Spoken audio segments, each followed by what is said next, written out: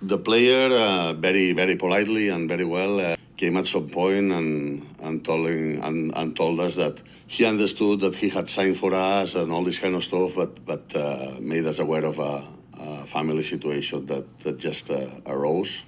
When these things happen, I have to say that you don't always have to be taking into consideration these kind of things. I think you need to look at what is best for the team all the time.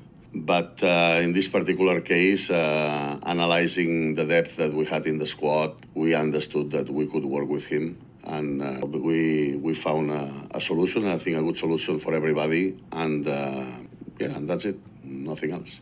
I have to remind you guys that this is a signing from last January. This is a player that was on a free transfer. If you know the rules, any player who is with 6 months left in their contract, they can sign for another club. So from January the 1st, if you are free on June the 30th. At this moment in time, obviously negotiations with him didn't start in January. Start maybe back in September, October, November. Okay.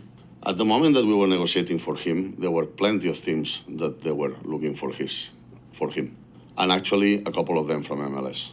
At that moment in time, we were looking for different options, but we didn't have options that later on appeared and that we were able to bring. So at that moment in time, it was a no-brainer.